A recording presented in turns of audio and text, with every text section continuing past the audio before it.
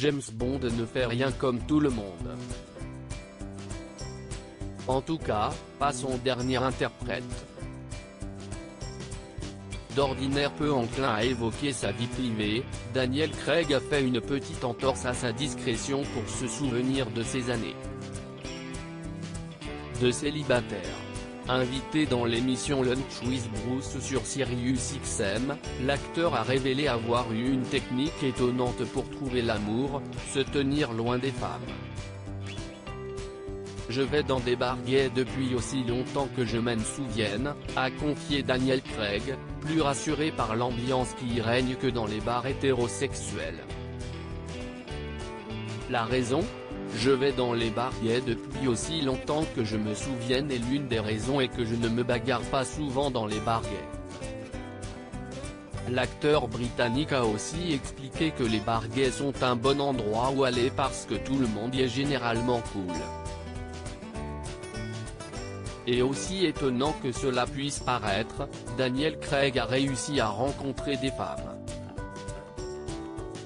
C'était un endroit très sûr, et je pouvais y rencontrer des filles parce que beaucoup de filles étaient là pour exactement la même raison que moi, a plaisanté l'interprète de James Bond. Mais depuis des années, l'acteur n'a plus besoin de sortir pour rencontrer de nouvelles têtes. Il file en effet le parfait amour avec Rachel Weisz depuis 2010, après leur rencontre sur le tournage de Dream House, de Jim Sheridan.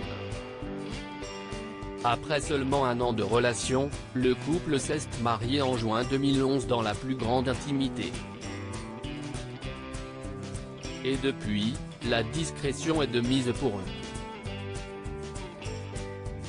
Ensemble, ils ont accueilli une petite fille en 2018, dont le prénom est toujours secret. Pour rappel, Daniel Craig était déjà le papa d'Ella, née il y a 29 ans de sa relation avec l'actrice Fiona Loudon.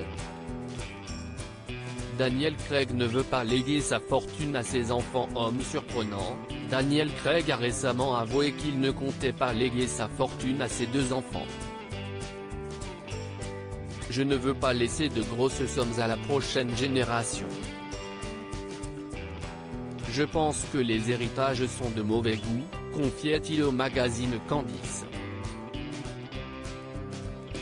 Son argent, il compte s'en débarrasser ou le donner avant de partir.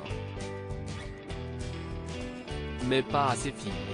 N'y a-t-il pas un vieil adage qui dit que si vous mourrez riche, vous avez raté votre vie ?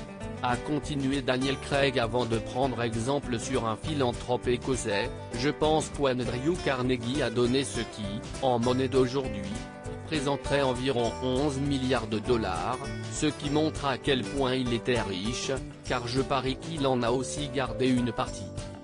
Grâce à ses rôles, l'acteur est à la tête d'une petite fortune estimée à 130 millions de livres.